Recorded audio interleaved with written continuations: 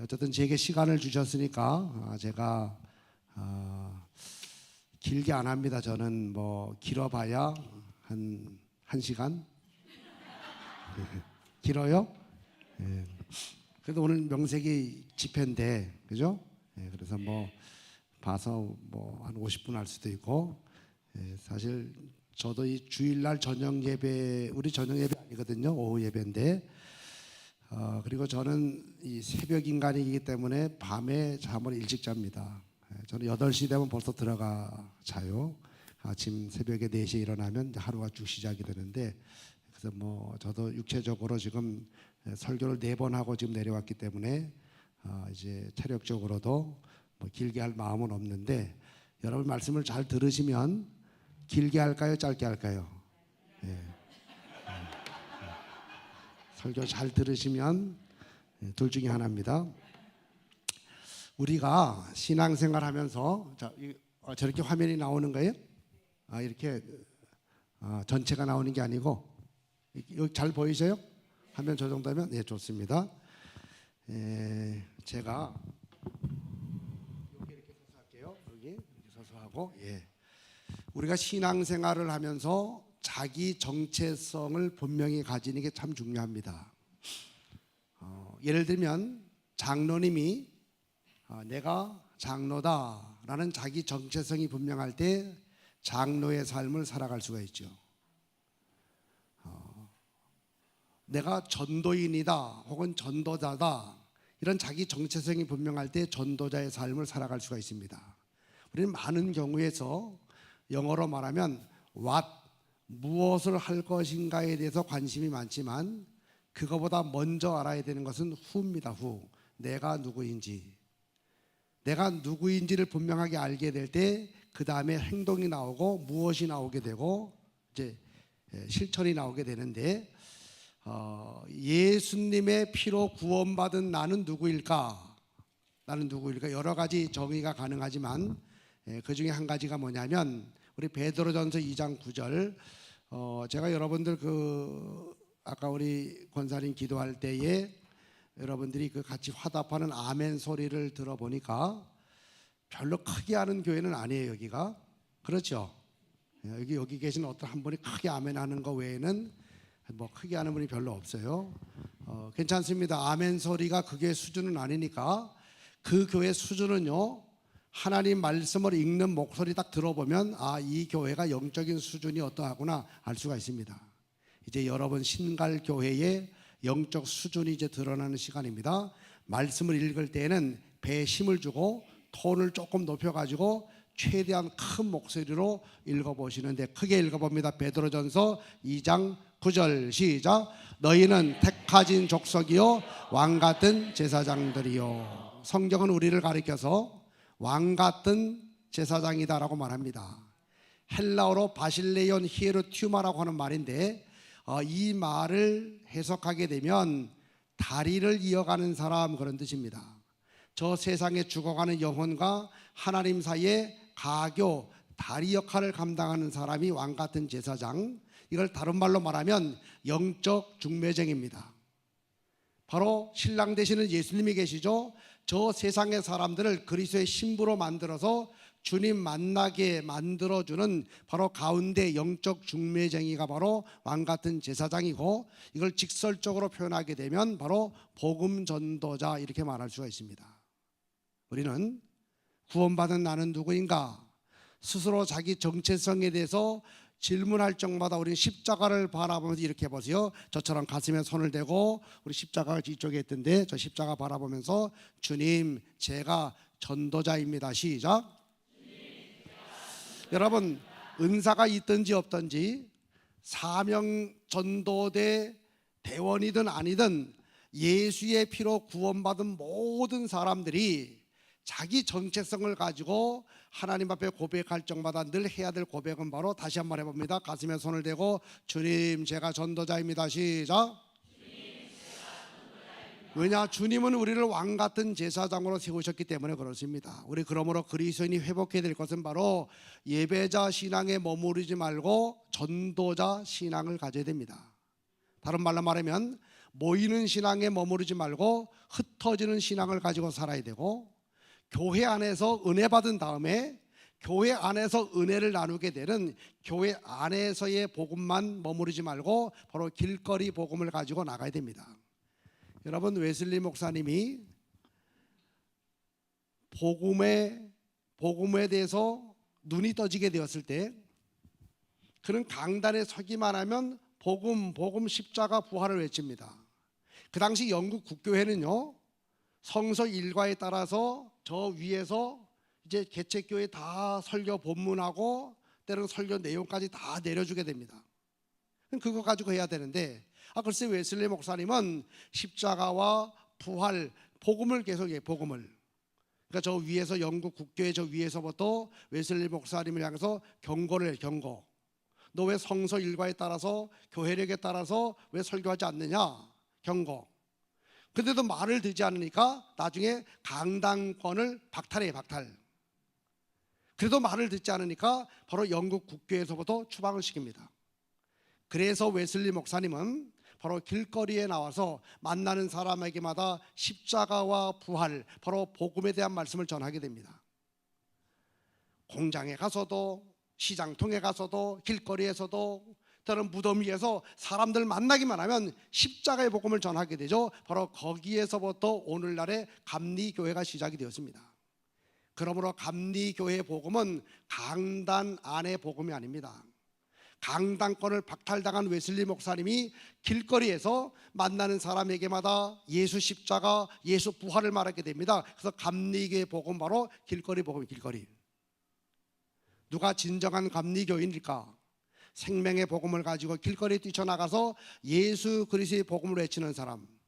어떤 교회가 진정한 감리교회입니까? 교회 안에만 머무르지 않고 저 길거리 세상으로 나가서 예수 생명, 예수 복음, 예수 부활을 외칠 수 있는 그런 교회가 진정한 감리교회입니다.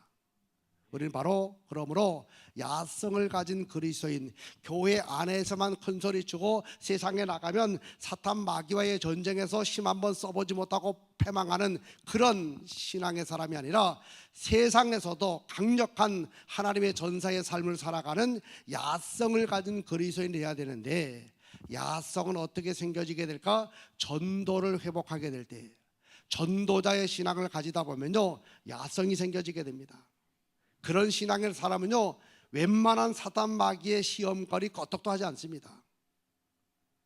사단의 진을 늘 파해 들어가게 되고 강력한 힘을 가지기 때문에 얼마나 파워풀한 신앙을 가지고 살아가는지 모릅니다. 제가 구호를 하나 알려드릴 테니까 이제 오늘부터 여기 아까 했던 무슨 구호에다가 이거 추가하세요. 크게 외쳐봅니다. 전도하면 전도된다. 시작. 제가 한번 이렇게 해볼게요. 숫자적으로 봐서는 거의 비슷한데, 거의 비슷한 이쪽이 조금 많긴 한데, 여기서 전도하면 이렇게 이 두 줄이 외치면 이쪽이 전도된다 이렇게 외치는 거예요. 목소리가 어디가 클까요? 당연히 여기가 크겠죠. 이게 벌써 이 보통 분들이 아니시니까 아까 구하는 거 보니까. 그래도 한번 해보겠어요. 반대로 이쪽부터 여기부터 하면 또 뒤에서 힘을 합치면 더 커질 수 있으니까 한번 여기 전도하면 전도된다. 시작. 오, 이쪽이 더 컸어요. 이게 그래서 첫 번째 하는 것보다 뒤에 쪽이 힘을 딱 모으면 더 커요. 여러분, 이게 진리입니다. 진리. 잘 들어보세요. 전도하면 전도된다, 굉장히 쉬운 말이지만 이 속에 엄청난 진리가 담겨져 있습니다. 여러분, 여리고성을 무너뜨릴 때 하나님이 여호수아에게 주셨던 말씀이 뭐냐면, 너희들 백성들을 데리고 여리고성을 매일마다 한 바퀴씩 돌아라. 6일 동안 산수계산해 보세요. 한 바퀴씩 돌아라. 백성들 데리고 6일 동안 돌아라. 7일째 되는 날에는 성을 7바퀴를 돌고 소리를 질러라. 이렇게 이야기합니다. 그러면 성이 무너지게 된다. 그럼 총 일주일 동안 성을 몇 바퀴 도는 거죠? 13바퀴 돌고 소리 지르면, 나팔을 불면 그 난공불락의 성 여리고성이 무너진다는 겁니다. 자, 이제 신앙적으로 판단하지 말고 인간적으로 대답해 보세요. 인간적으로 그 난공불락의 성을 백성들이 13바퀴 돌고 7일 동안 소리 와 지른다고 성이 무너질까요? 아니, 믿음으로 생각하지 마. 다 이 믿음 충만하신 믿음이 아니 인간적으로 세상적으로 무너집니까? 안 무너집니까? 안 무너지죠. 1300바퀴 돌고 소리 질러도 그 성은 무너지지 않습니다. 13년을 돌고 소리 질러도 그 성은 무너지지 않아요. 난공불락의 성입니다. 근데 하나님 시키시는 대로 7일 동안 13바퀴를 돌고 소리를 지르고 나팔을 불었더니 성이 와장창 무너지게 되었습니다. 한번 저를 따라합니다. 성을 도운 것은 백성들이 했고 성을 무너뜨린 것은 하나님이 하셨다. 전도는 우리가 하는 것이고 전도가 되어지게 하는 것은 하나님이 하신다. 그래서 우리가 전도하면 하나님 우리의 전도의 모습을 보시고 전도가 되도록 만들어 주시기 때문에 전도하면 전도가 되는 줄로 믿으시면 아멘 하시기 바랍니다. 이게 원리입니다. 원리. 아무리 좋은 지역에 교회가 있어도 전도 안 하면 전도 안 됩니다. 하나님은 전도라는 미련해 보이는 방법을 통해서 영혼권의 역사를 이루어 나가시기 때문에 우리가 전도하면 하나님은 하나님의 방법을 동원해서 전도가 되도록 만들어 주시기 때문에 다시 한번 외쳐봅니다. 이번에는 이쪽에서 전도하면 이쪽은 전도된다. 시작. 네, 전도하면 전도되는 줄로 믿으시 바랍니다. 그럼 코로나19가 우리에게 가져다 준 많은 혜택도 있습니다. 혜택도 또 코로나19를 통해서 우리에게 주어진 또 좋은 축복거리들도 있습니다. 그런데 코로나19가 전도와 관계해서 우리 많은 교회에 가져다 준 거 한 가지가 뭐냐면 면죄부입니다. 면죄부. 코로나19 기간 동안에 전도하는 교회 확 줄어들었죠. 전도 안 해도 괜찮게 여겼죠. 지금은 비대면의 시대인데 어떻게 전도합니까? 뭐 저도 받지도 않습니다. 그래서 아예 전도대 활동이 중단된 교회가 참 많습니다. 전도 안 해도 괜찮은 것으로 여겨졌던 코로나19 기간 동안, 그러다 보니까 지금 수많은 교회들이 전도 야성을 잃어버리고 전도 안 합니다. 그러니 전도가 되겠습니까? 그들은 이렇게 말합니다. 목사님, 지금은요 전도가 안 되는 시대입니다. 코로나 때문에 안 되고요, 뭐 때문에 안 되고, 뭐 때문에 이유는 한 100가지도 넘어요. 100가지도. 이래서 안 되고 저래서 안 된다고. 따라하세요. 지금은 전도가 안 되는 시대가 아니라 전도를 안 하는 시대가 되었습니다. 여러분, 지금은 코로나19 등등의 핑계를 대면서 전도를 안 하지요. 여러분, 안 합니다. 안 되는 시대가 아닙니다. 지금도 여전히 하나님께서는 준비된 영혼들, 예비된 영혼들 딱 준비시켜 놓고 전도하러 나가는 교회의 성도들에게 그들을 거둘 수 있는 길을 열어주시기 때문에 지금도 크게 외쳐보면 지금도 전도하면 전도됩니다. 지금도 전도하면 전도됩니다.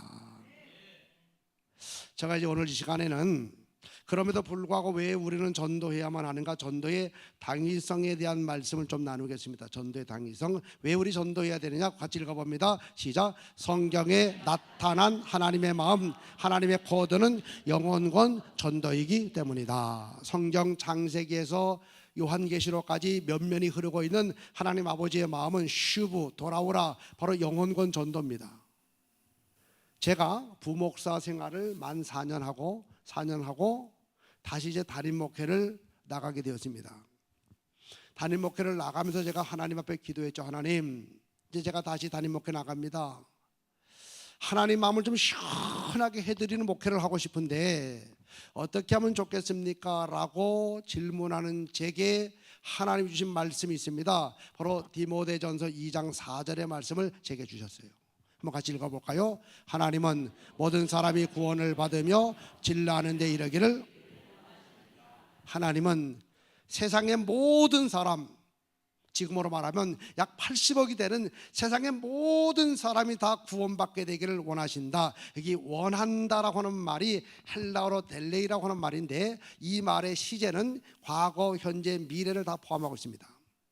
하나님이 세상의 모든 사람이 구원받게 되기를 과거에도 원하셨고 지금도 원하고 계시고 앞으로도 원하신다. 이 말씀 앞에서 저는 하나님 아버지의 마음은 영혼구원이구나.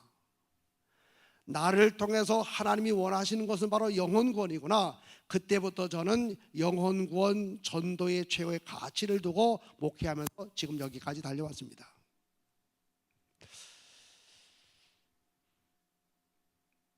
보통 철이 들었다라고 말할 때 기준이 뭐죠? 철이 들었다. 나이입니까? 아닙니다. 나이 40, 50대도 철 안 드는 사람이 있습니다.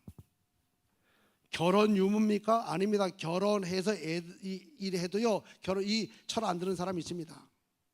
철이 들었다라고 말할 때 기준이 뭐냐? 비로소 부모의 마음을 알게 되었다. 비로소 어머니의 마음을 알게 되었고 아버지의 심정을 알게 되었다. 그때 우린 비로소 철이 들었다. 철이 들었다. 철든 성도가 누굴까요? 신앙의 연조가 오래된 사람일까요? 어떤 직분을 가지고 있으니까 철들었어요? 아닙니다. 하나님 아버지의 마음이 무엇인지, 하나님 아버지의 애끓는 소원이 무엇인지 아버지 마음을 아는 사람이 철든 성도입니다.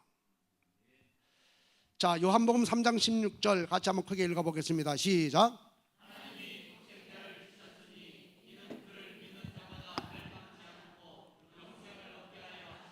여러분 좀 이상하죠? 뭐가 빠졌죠 여기요? 하나님이 세상을 이처럼 사랑하사입니다. 왜 독생자 주셨을까? 우리들만 사랑하사가 아닙니다. 세상 80억이 다 된 그 세상의 모든 사람을 다 사랑하사 독생자 예수를 주셨다. 하나님 아버지의 소원 마음은 바로 세상의 모든 영혼이 다 구원받게 되기를 원하는 영혼구원 전도라는 사실 분명히 알 수가 있죠. 인자가 온 것은, 예수님 말씀합니다. 내가 이 세상에 온 것은 잃어버린 영혼을 찾아 구원하기 위함이다라고 말합니다. 왜 예수님이 세상에 오셨느냐? 잃어버린 영혼들, 탕자와 같은 영혼들, 그들을 찾아서 구원하기 위해서 왔다라고 말하고 있습니다. 여러분 누가복음 15장에 보면 탕자 이야기가 나오죠. 집을 나간 탕자, 아버지 유산을 미리 받아서 나간 탕자, 그리고 한쪽에서는 그 아들을 기다리는 아버지의 모습. 우리는 이 이야기를 읽을 때마다 한 가지 궁금한 생각이 들지 않습니까? 왜 아버지는 찾아 나서지 왜 그냥 기다리기만 하셨을까? 그렇게 기다리는 시간 가질 것 같으면 차라리 찾아 나서지 아들을 왜 그냥 계속해서 기다리고만 계셨을까? 우리는 여기에서 하나님의 두 가지 속성을 분명하게 아셔야 됩니다. 하나님은 사랑의 하나님이시면서 또 한편 하나님은 공의의 하나님이십니다. 사랑의 하나님이시기 때문에 이미 용서해 놓고 계속 기다리시는 거죠. 공의의 하나님, 죄의 삭슨 사망이요 공의의 하나님이시기 때문에 찾아 나서지 않았던 겁니다. 그러면 이 대목에서 누가 탕자를 찾아 나서야 됐을까? 집에 있는 큰형입니다. 형. 그 집에서 아버지와 살고 있는 그 아들이요, 큰형이, 맏아들이 자기 아버지의 마음을 진정으로 알았더라면 그냥 있으면 안 됩니다. 날마다 집을 나간 동생을 기다리는 그 아버지의 마음을 알았다면 그 형은요, 만사 다 제쳐두고 그 어디론가 가서 동생 찾아와야 됩니다. 근데 그렇게 하지 않았죠. 그런 의미에서 진정한 탕자는 큰아들입니다. 큰아들. 이 대목에서 우리는 한 사람과 비교할 필요가 있습니다. 탕자의 형은 아버지의 마음을 몰랐기 때문에 찾아 나서지 않았습니다. 그냥 자기 일만 해서 자기 일만. 그런데 로마서를 보게 되면 예수님을 가리켜서 하나님의 맏아들, 바로 우리의 형이라고 분명히 말씀하고 있습니다. 탕자의 집에 있었던 그 집의 탕자의 형은요, 아버지의 마음을 몰랐기 때문에 동생 찾아 나서지 않았습니다. 우리의 맏형 예수님은 하늘 보좌에 계신 아버지의 마음을 알았습니다. 집을 나간 탕자와 같은 우리가 세상에서 허랑방탕 모습을 가지고 살아가고 있는, 죽어가는 그 모습을 보고 너무 안타까워하시는 우리의 모습을 보시고 너무 고통스러워하시는 아버지의 마음을 알게 되었을 때 예수님은 하늘의 보좌를 버리시고 우리 가운데 찾아오신 겁니다.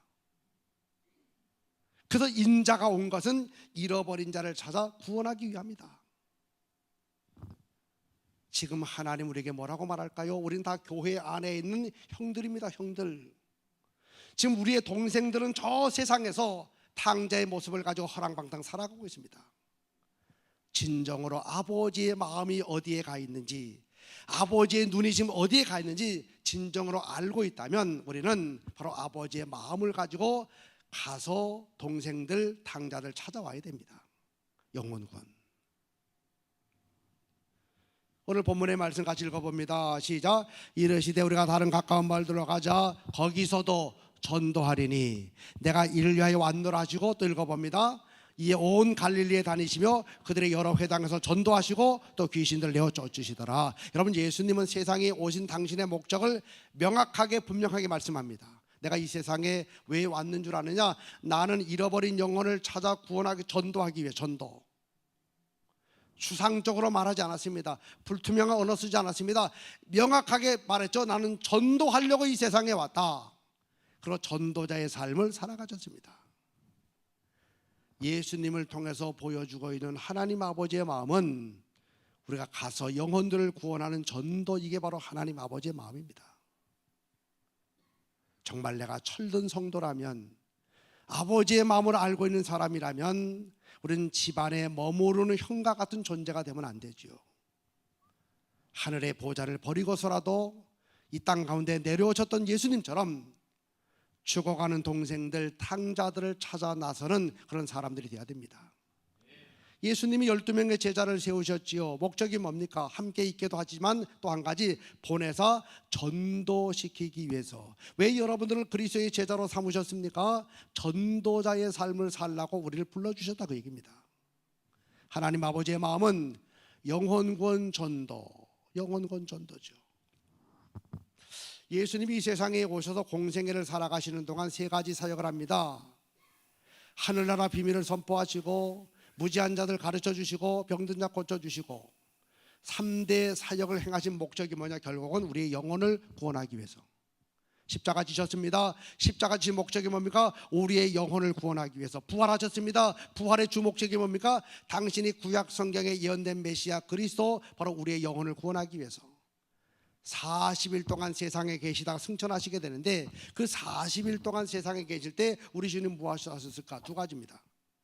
제자들 찾아다니시면서 당신의 부활을 확증시켜요. 내가 그리스도다, 내가 메시아다. 또 한 가지, 이래 증인된 삶을 살아라. 바로 영혼구원 전도를 말씀하셨습니다.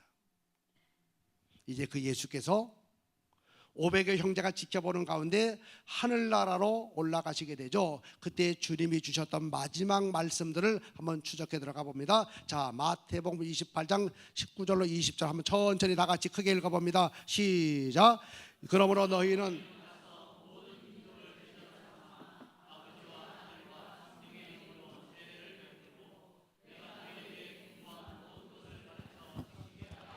볼지어다 내가 세상 끝날까지 너희와 항상 함께 있으리라 하시니라. 이 끄트머리 보세요. 내가 너희와, 볼지어다 내가 세상 끝날까지 너희와 항상 함께 있으리라. 저는 제일 좋아하는 말이 하나님이 나와 함께, 이 말을 제일 좋아합니다. 저는 매주마다 한 주간의 삶을 이렇게 돌아보면서 토요일이 되면 혹은 주일 아침이 되면 감사헌금 봉투 하나를 꺼내놓고 제가 매주마다 이제 감사의 내용을 적습니다. 근데 늘 반복적으로 적는 한 가지가 있어요. 하나님, 지난 한 주간도 나와 함께 하여 주셔서 감사합니다. 이번 주간도 하나님 나와 동행하여 주시옵소서. 제가 제일 좋아하는 말이 하나님이 나와 함께, 예수님이 나와 동행하심, 너무너무 좋습니다. 그래서 웨슬리 목사님이 그런 얘기했죠. 그 삶을 마치면서 그 유명한 그 말을 몇 마디 하셨습니다. 그 중에 하나가 세계는 나의 교구다, 이런 말을 했고, 또 한 가지는 하나님이 나와 함께 하시는 것이 최고의 복이다, 이런 얘기를 했습니다. 그렇습니다. 하나님이 나와 함께, 내가 어디를 가든지 하나님이 나와 함께. 우리 예수님 말씀합니다. 볼지어다 내가 세상 끝날까지 너희와 항상 함께 있으리라.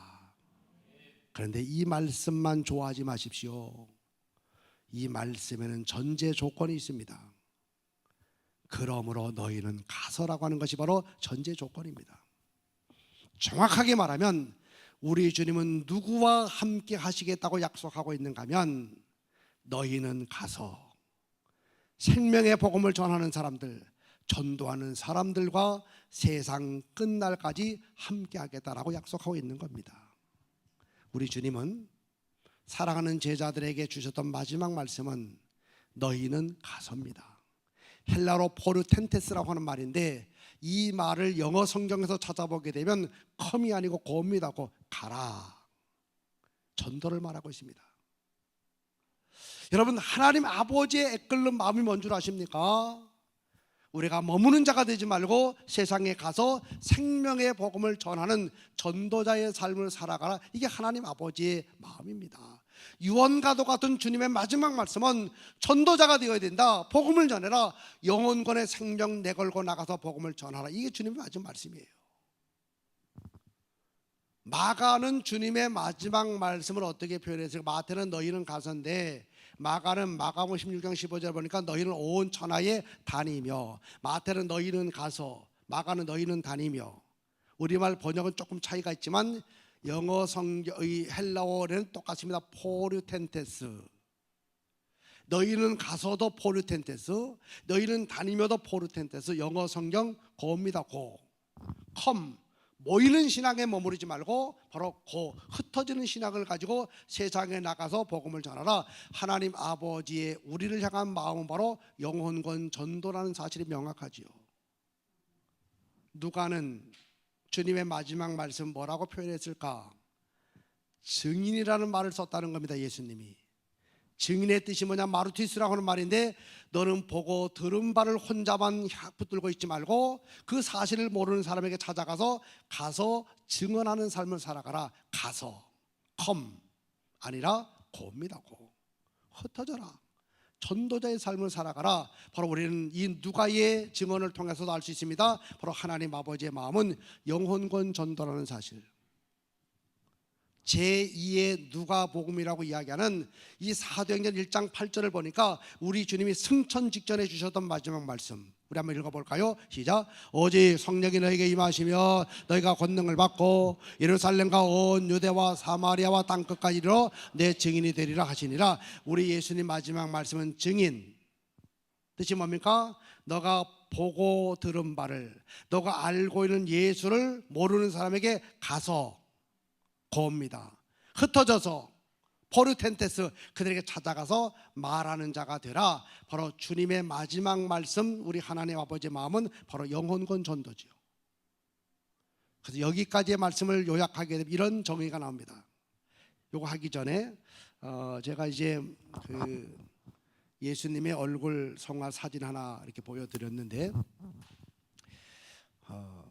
성지순례를 이렇게 가면 이집트와 이스라엘을 같이 가게 되면 그 이집트 그 시내산에 올라가서 이제 그 모세가 40일 금식기도해서 시내산에 올라갔다가 내려와서 다시 들르는 장소가 성 캐더린 수도원이라고, 그 수도원에 이제 들어가는데 거기에 가면 예수님 얼굴 성화가 굉장히 많습니다. 그 중에서 가장 오래된 6세기경에 그려진, 그러니까 지금으로부터 한 1500년 전에 그려진 예수님 얼굴 성화입니다. 이거요.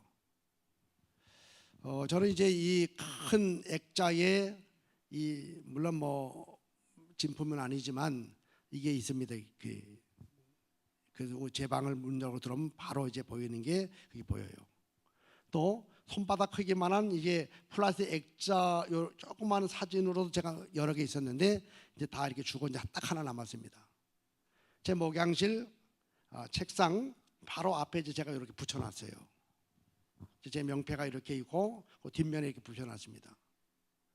제가 이따금씩 이렇게 쳐다보면 저는 어디를 쳐다보는 예수님 손도 아니고 다른 데 아닙니다. 다 의미가 있지만 제가 보는 곳은 오직 한 군데입니다. 예수님 눈이에요. 눈.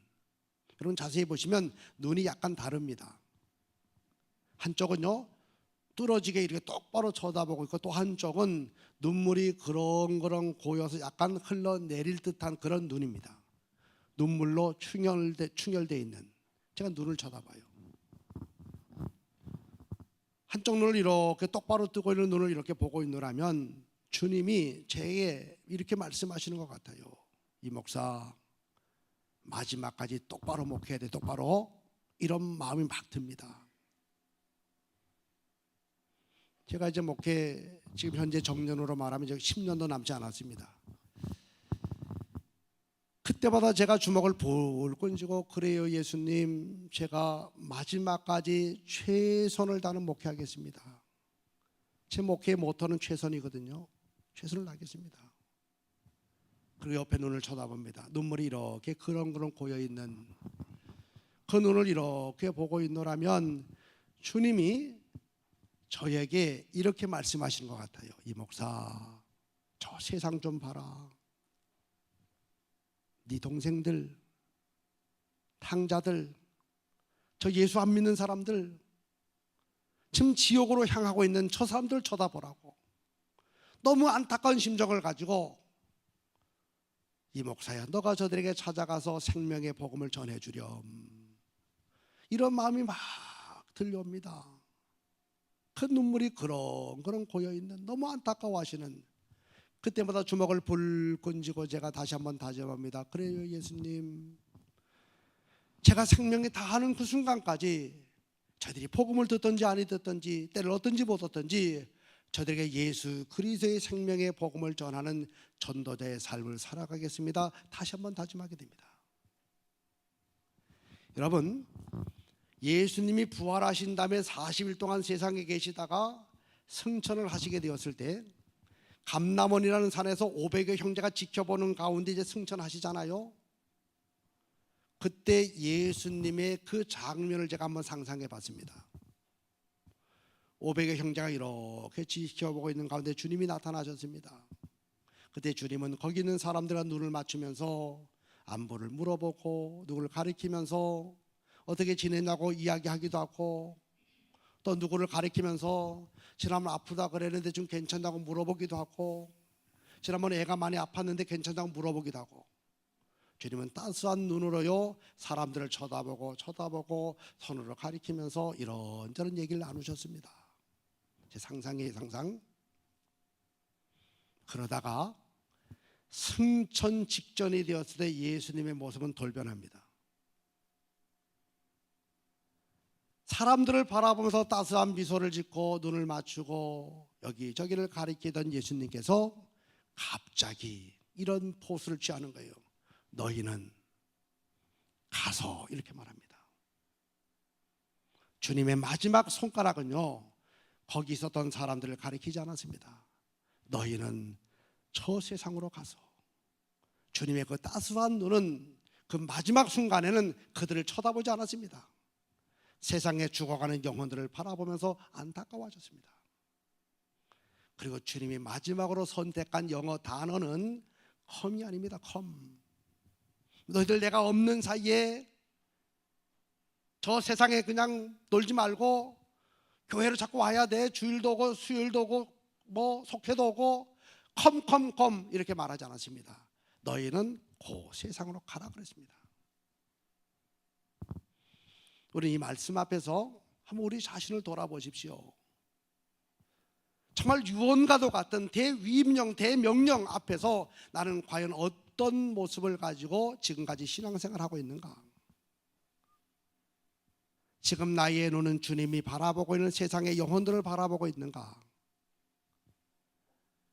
이 사진 속에 한쪽 눈에 눈물이 그렁그렁 고이는 주님처럼 저 세상에 죽어가는 영혼들을 바라볼 때 아버지 마음을 가지고 정말 긍휼히 여기는, 불쌍히 여기는 그 마음을 가지고 살아왔는지, 나의 시선이 머무는 곳, 나의 발걸음이 머무는 곳은 과연 어디였는가? 나를 환영하고 같이 교제할 수 있는 교회 안에만 늘 머물렀는가? 아니면 때로는 나를 싫어하고 때로는 나를 멸시하지만 그래도 살려내야 될 바로 그들 속으로 나의 발걸음이 옮겨지고 있는가? 그들을 향해서 내가 손을 내밀어 복음을 전하고 있는가? 전도지 나눠주고 있는가? 나는 그들을 바라보면서 정말 아버지의 마음을 가지고 얼마나 울고 있는가 한번 우리 자신을 돌아보십시오. 복음서를 통해서 주님이 주셨던 그 모든 말씀을 요약하면 이런 얘기 아니겠습니까? 읽어보겠습니다. 하나님 아버지의 마음 코드는 영혼은 전도라는 사실을 기억하십시오. 스피드보다 더 중요한 것은 디렉션, 방향이다, 그런 말이 있습니다. 빨리 가는 게 능사가 아닙니다. 방향이 맞아야 됩니다. 예를 들어서 주님의 방향은 이쪽인데 그걸 잘 몰라가지고 반대쪽으로 열심히 달려가면요, 나는 달려가는 만큼 손해보는 겁니다. 다시 와야 되니까. 우리는 성경을 공부하는 이유가 뭡니까? 말씀을 듣는 이유가 뭡니까? 하나님 마음이 어디에 있는지를 분명히 알기 위해서. 지금 하나님의 손은 어디를 가리키고 있는지, 그리고 내가 누구인지 분명하게 알기 위해서 우리가 성경을 펼쳐놓고 말씀을 듣는 거 아니겠습니까?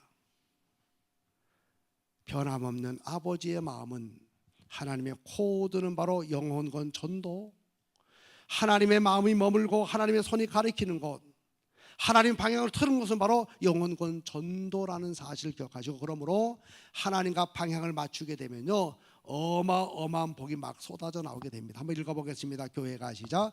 교회가 흩어져서 전도하면 먼저 교회가 복을 받고 교인들은 덤으로. 제가 오늘 시간 없어 이런 이야기는 안 하겠지만, 간증 안 하겠지만, 제가 목회하면서 경험한 겁니다. 굉장히 어려운 상황 속에 있었지만 교회가 일시단결해가지고 전도했더니 먼저 교회가 복을 받아가지고 엄청나게 교회가 복을 받죠. 하나님의 복은 교회를 끝나지 않았습니다. 교회를 이루고 있었던 교인들이 덤으로 복을 받아서 얼마나 잘 되게 되었는지. 성숙한 신앙의 표식이 뭘까? 전도입니다. 전도. 그러므로 나는 철든 그리스도인인가라는 질문 앞에서 대답은 뭐죠? 내가 지금 전도하고 있는가 보면 압니다. 여러분, 교회를 아무리 오래 다녀도요, 어린아이 신앙을 가진 사람은 기도를 해도 늘 자기 기도밖에 안 합니다. 신앙의 연조가 20년 30년이 돼도 어린아이 신앙을 가진 사람, 성인 아이의 신앙을 가진 사람은 늘 기도해도 자기 기도만 해요. 자기 기도. 그러다가 어느 날 새벽에 기도하는데 옆에서 기도하시는 혹은 앞에서 기도하시는 담임 목사님의 기도가 귀에 들어옵니다. 울음 섞인 그 통곡하는 그 기도가 귀에 들어왔어요.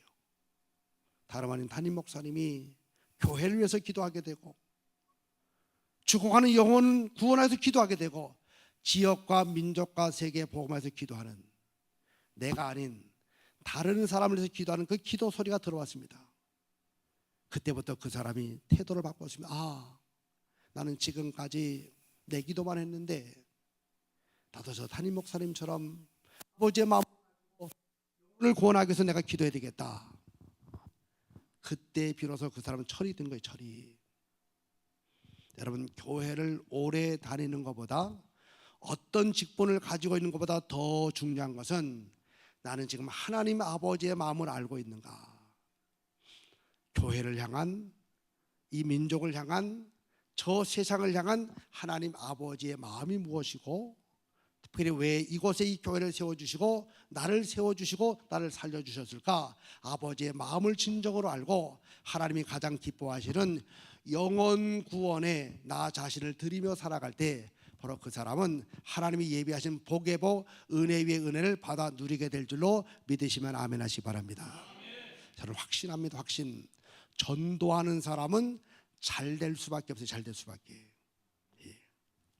왜냐? 저는 우리 교회가 전도를 열심히 하지만 우리 교인들에게 무슨 특별한 전도법 알려주지 않았습니다. 뭐 내비게이터, 뭐 다리전도법, 뭐 사형리, 뭐 전도 폭발 이런 거 훈련 우리 안 시켰어요. 우리 교회가 가지고 있는 행하는 전도법은 유일하게 한 가지입니다. 자랑전도법. 제가 알려줬어요. 무슨 얘기냐? 전도는요, 세 가지 자랑만 잘하면 전도 잘합니다. 첫 번째, 예수님 자랑. 한번 해보겠습니다. 예수님 믿으면 너무 좋습니다. 시작. 첫 번째는 예수님 자랑. 두 번째는 교회 자랑. 해봅니다. 우리 교회 참 좋습니다. 시작. 세 번째는 목사님 자랑. 한번 해봅니다. 우리 목사님 좋아도 너무 좋습니다. 시작.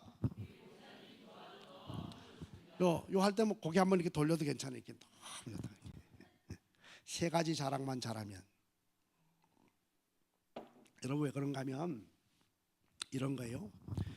우리 교회도 원로 목사님이 이제 계시는데 24년을 목회하시다가 이제 정년 퇴임하시고 제가 이제 부임을 했고 저도 이제 16년 차 되었는데 우리 원로 목사님 연세가 지금 86세신가 그래요. 연세가 높으십니다. 은퇴를 하실 때 우리 장로님들하고 약속을 한 게 뭐냐면 은퇴 예우를 잘해 드릴 테니까 우리 교회를 출석하지 말아 주십시오. 5년 동안. 그리고 꼭 나오시고 싶으면 5년 뒤부터 나오십시오. 아마 이렇게 얘기가 된 모양이에요. 그래서 조건은 이제 그 명분은 후임 목사가 와서 자리를 잡아야 되니까 5년 동안 나오지 말라고 그랬대요. 전 몰랐어요 그거.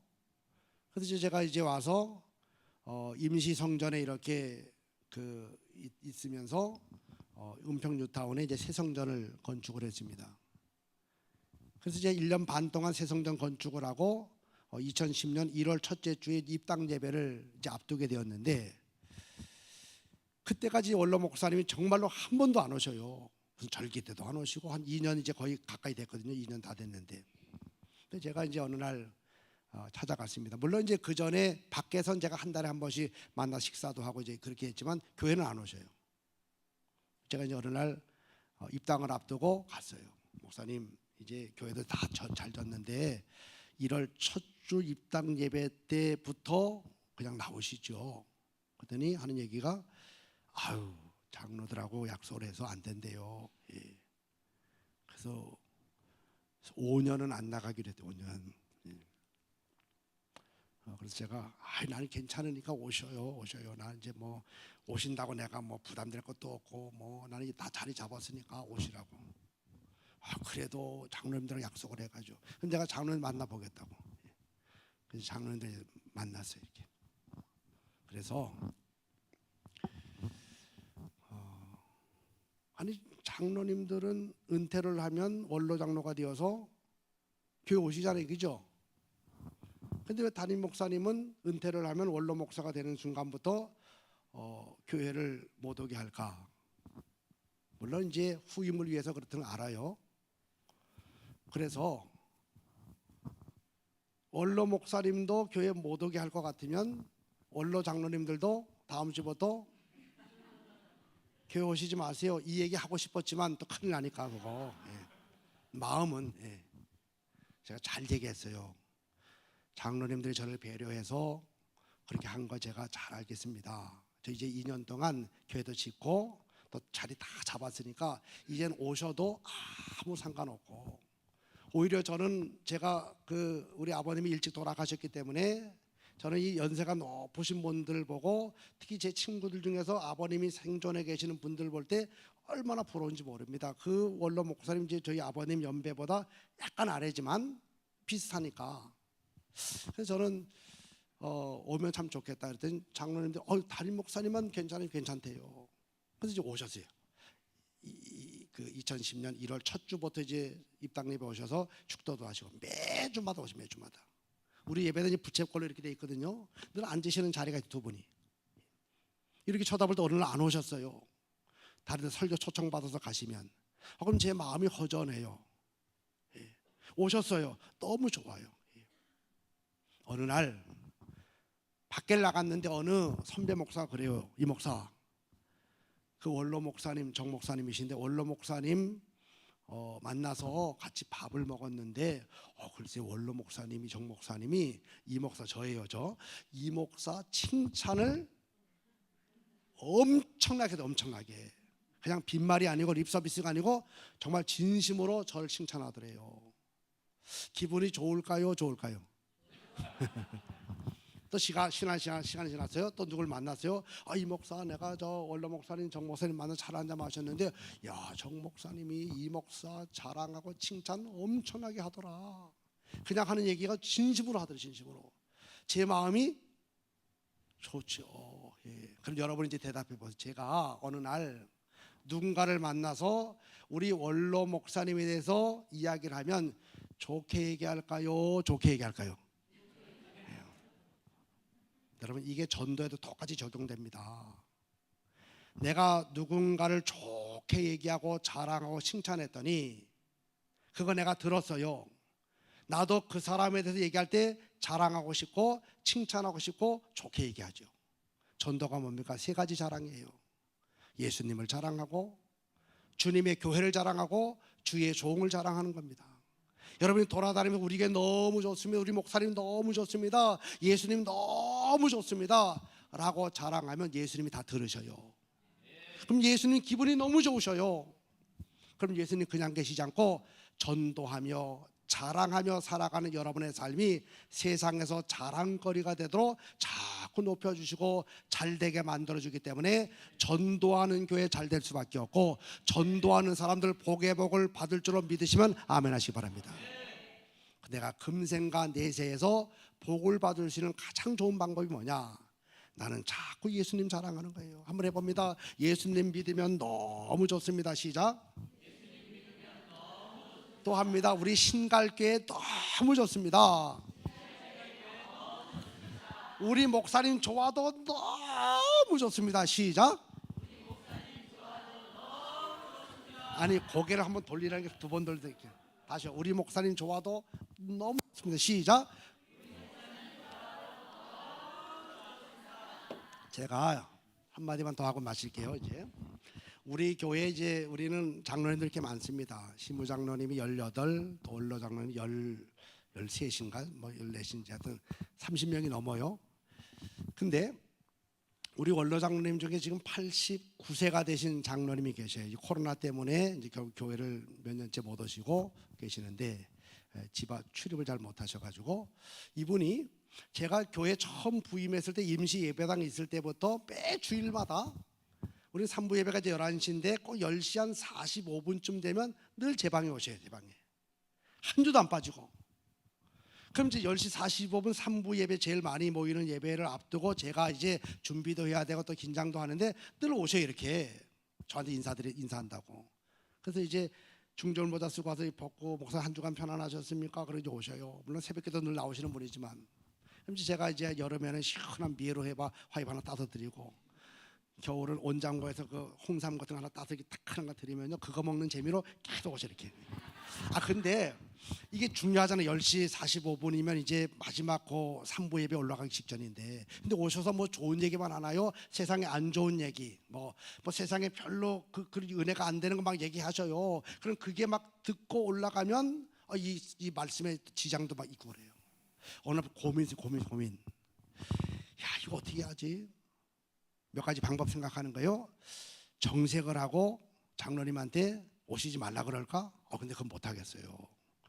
인사드리겠다고 그냥 아버님 같은 분이 오시는데 그러면 늘 45분에 오시니까 44분에 문을 채워버릴까?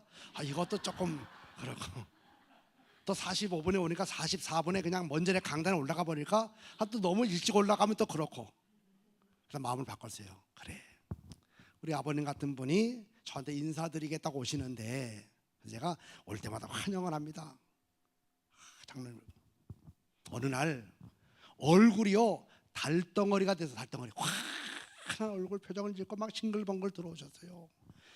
소파에 앉아가지고 기도하는 둥 마는 둥 하시고 입을 열어가지고 뭐라고 그러시는가 하면 목사님 우리 손주가 미국에 있지 않습니까? 있지요. 그럼 장로님 아들이 미국에서 목회하거든요. 글쎄 우리 손주가 이번에 국민학교를 졸업을 했는데 글쎄요 오바마 대통령상을 받아요. 오바마 대통령상을. 그렇지. 그래요? 오바마 대통령상을 국민학교 졸업하면서 받았대요. 그러시냐고 막 그냥 제가 같이 좋아하면서 막 칭찬했어요. 몇 번을 계속 말씀하셔서 다른 거 얘기하다 또 오바마 얘기하다 또 그러시냐 그랬더니 나중에 그래요. 목사님 이거 목사님한테만 얘기하는 거니까 다른 사람한테 얘기하지 말래요. 그럼 문 열고 나가봤더니 이미 많은 사람이 다 알고 있어요. 가는 데마다 오바마 해가지고 그때 그 장로님 얼굴 표정이 너무 밝아요. 너무 손주 자랑하면서. 그리고 제가 얼마 뒤에 이제 미국의 시카고 지방의 연합성회를 갔습니다.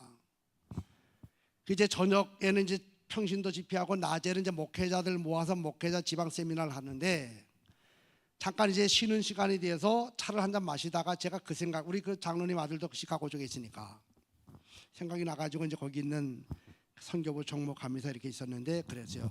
우리 장로님 아들이 여기 시카고 저쪽 어디서 목회하고 있고 그 아들이 얼마 전에 작년인가 국민학교를 졸업을 했는데 글쎄 오바마 대통령상을 받았더니 자랑을 했어요. 근데 그 선교부 총무 목사님 감리사님이 있는데 뭐 별로 반응이 없어. 나는 그 듣는 사람 이랬는데 그 제가 요즘 빵을 잘 안 먹어가지고 이 발음이 좀 시원찮은 줄 알고 다시 혀를 굴려가지고 오바마 대통령 오바마. 그래도 별로예요 별로. 우리 한국 사람 3번 하자니 그래서 다시 한번 얘기해요. 오바마 대통령상을 받았다 그랬더니 그 선교부 총무가 저를 툭툭 치면서 한 얘기 목사님 그거요 웬만하면 다 받습니다 그러면. 그거 끝나고 이 LA 쪽에 가서 또 집회했는데 거기 가봐도 진짜 그 아들들 중에 그 받은 사람들 있더라고요. 근데 웬만하면 다 받는 것은 아니었습니다. 우리는 대통령상 받기 어렵잖아요 그죠? 근데 미국은요 졸업식장에서 대통령상을 막 준대. 이렇게 어렸을 때부터 이 프라우드를 막 심어주려고 나 대통령상 받았다고. 역시 나라가 달라요. 막 대통령상 막 준대 이렇게. 그래서 웬만한 건 아니지만 그건 좀 과한 표현이고 어느 정도만 되면 그거 받는데 이렇게요. 누구도 받았고 막 얘기하더라고요. 그래서 이제 집회를 다 마치고 한국에 왔어요. 주일날이 되었습니다. 역시 그 장로는 10시 45분에 딱 들어봐요. 모자를 딱 벗고 목사님 집회 잘 다녀오셨습니까? 인사하고 앉으셔요. 차 한 잔 딱 주고 장로님 이번에 제가 미국에 가서요 들었는데 그 장로님 손주가 받은 그 오바마 대통령 상이 있잖아요 그거요 그 웬만하면 다 받습니다. 이 말 했을까요 안 했을까요? 안 했어요. 그 장로님 실망하실까봐. 여러분 저도 안 했으니까 여러분도 그 얘기 하지 마세요 절대로. 장로님이요 자기 손주 자라고 하면서 얼마나 얼굴이 밝았는지 벌써 하던 시간이 지난 지금도 지금도. 이게 자랑의 효과의 자랑. 제가 그 다음에 얘기하고 나중에 얘기하고 여러분 자랑하면요 본인도 행복해 본인도. 여러분 예수님 한 분이면 충분합니다. 이 확신을 가지고 예수 자랑하잖아요. 그 얼굴이 얼마나 행복한지 모릅니다. 그리고 예수님 보시고 너무 기뻐하시고. 말씀 마칠게요. 하나님의 소원은 영원권 전도요. 자, 우리 아까 처음처럼 해봅니다. 구원받은 나는 누구인가? 우리 가슴에 손을 대고 십자가 바라보면서 주님 제가 전도자입니다. 시작.